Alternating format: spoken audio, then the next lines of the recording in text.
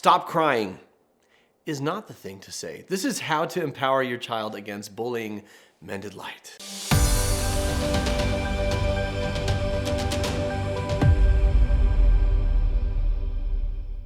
So how do you empower your child against bullying? I'm Jonathan Decker, licensed therapist. This is Ask a Therapist, and I was bullied really, really bad as a child. I want to tell you a little bit about my story and some things that my mom did to help me to get to a place where bullies couldn't really get to me. But first of all, from a young age, I wanted to be accepted. I wanted to be funny. I wanted to be the life of the party. I wanted everyone to like me. And so I tried really, really hard to make other people laugh and to be the center of attention. And that was annoying as heck for everyone around me. Just a lot of swing and a miss jokes that made everyone uncomfortable, and they felt sorry for this little kid who so clearly wanted to be loved. I mean, I was basically Michael Scott. Be when you grow up. I want to be married and have 100 kids so I can have 100 friends and no one can say no to being my friend. I was basically Michael Scott from The Office, and it led to me getting this really sad, heartbreaking nickname, which was Stee Boy, as in Stee Reich, right? You tell a terrible joke and it's a Stee Reich. Somebody came up with that and then everybody laughed, and then that person got the glory and the laughs that I wanted, and what I got was Stee Boy. And I started to eat my feelings, which is a heck of a thing for like a 6-year-old to do, 7-year-old to do. But I would come home because kids would tease me for being not funny, for being lame, for trying so hard and being so clearly desperate for acceptance and for friends. And I'd come home and my mom would have fresh baked cookies. And she'd be like, "What happened?" I'd be like, "The kids are so mean. They call me Butterball," because I started to put on weight and kids started calling me Butterball. And so I was known in elementary school as the fat, not funny kid. The whole literally picked last for all the sports games because I had terrible hand-eye coordination. I finally found a group of friends who my literal role in that friend group was to be the punching bag. They literally kept me around so they could tease me and make fun of me. Bully, bully, bully, bully. And it was a very lonely way to grow up. And then my brother, who was 8 years older, we're close now, and he's a great man. He was a terrible brother in childhood and when he was a teenager and as a kid. He'd be the first to tell you that. And so literally I was safe with my mom, which is about the epitome of sad when you're being bullied as a child as well. I got my mom, and there was a kid who made it his mission to torment me because I guess I was an easy target and because he could be cool in front of his friends and get them to laugh by making me cry on the playground. It's a sad thing, and they say we should be more like children, but children can be terrible. And it's a really sad thing to be that young and to feel unwelcome and unwanted everywhere you go. And then, of course, it just feeds the cycle, because the more I felt unwelcome and unwanted, the harder I tried to be the funny guy, the life of the party, because those guys have friends, except for nobody laughed at my jokes. And so then they all just tease me more, and then I'd eat my feelings, and I'd get fatter, and like the whole thing just went round and round. But this kid, he made it his mission to make me miserable. And birthday parties, he pushed me into the pool fully clothed. Even all these years later, it's decades later, it's still painful. But I remember telling my mom how awful he was, and I wanted her to call his mom to set him straight. And she had this idea of turning your enemies into friends. And I'm like, "Oh, Mom, that's a terrible idea." She says, "Why don't we have him over and we'll take him out for ice cream?" So my mom called his mom, and instead of telling her what a terrible kid her son was, says, "We'd like to have him over. We want to take him out for ice cream."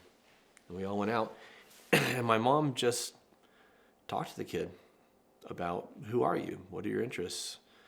What are you into?" "Oh, it turns out Jono likes that video game too," and back and forth. And I don't think she chewed the kid out. I do remember her taking the time for him to see who I really was. And it's interesting. I'm not saying this is the solution. This may be a terrible idea in your circumstance, but in my circumstance, he didn't bully me again after that. Now, in some cases, you can't kill him with kindness. In some cases, that's not going to work. And every family's going to have different values. Do you walk away from a fight? Do you not start a fight, but you're going to stand up for yourself, right? What does this look like?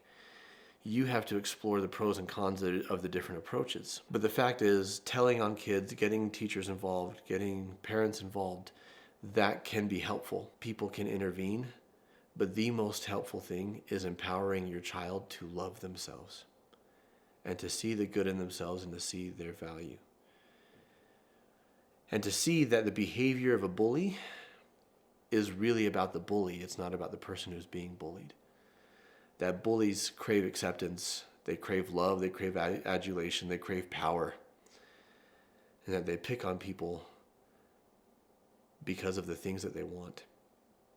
And that bullies generally, yeah, they may feel like happy because, well, I have friends, or, oh, I'm popular, but they miss out on actual connection. They miss out on actual relationships because actual relationships are built on kindness and decency. Of course, you know, if they're a kid, that's all, they might be all abstract concepts. So how do we go more concrete? I started to look for other kids who were bullied. I started to look for other kids who looked sad and lonely because they'd often just be satelliting around by themselves. And instead of trying to get in with the popular kids, I started to reach out to them. Right? I started to befriend them because I knew what that was.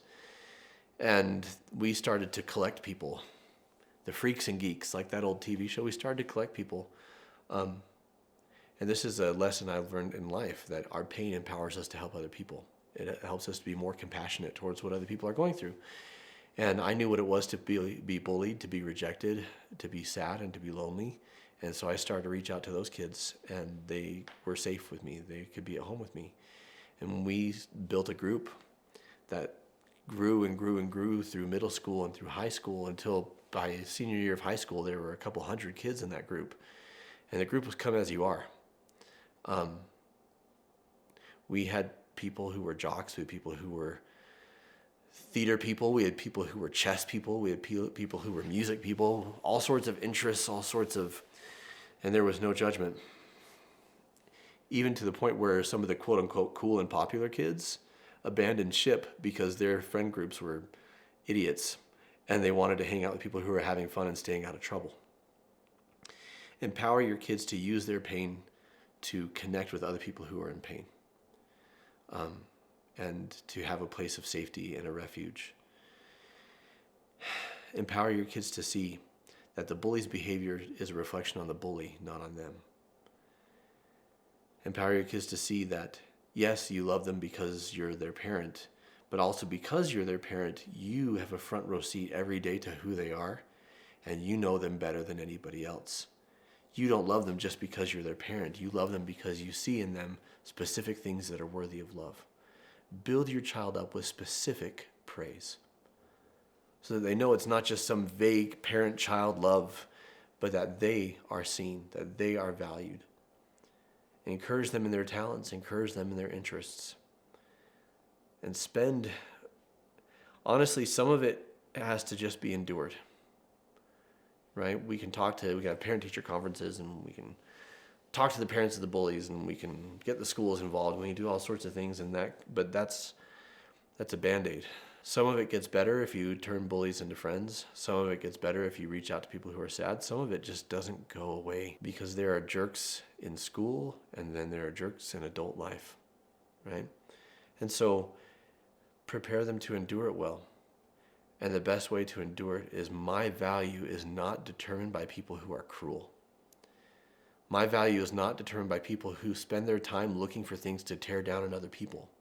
My value is not determined by people who are terrible judges of character and just about everything else. Learning to not put stock in the opinion of bullies is liberating, and it is freeing. Now, we've got, if you were bullied as a child, or if your kids are being bullied, or if you're being bullied as an adult, we've got a free trauma resource to help you through the process of healing. Go in the description. We've got a link there for you to click on. It's just a free resource that we want to offer to you. And to that point, I want to direct you to our next video, how to get traumatic images out of your head. Now, what have you done to deal with bullies in your life? Or how have you helped your kids with the bullies in theirs? Sound off in the comments below. What questions would you like me to answer in our next Ask a Therapist video? Again, sound off in the comments below. If your child is being bullied, as someone who's been there, it sucks.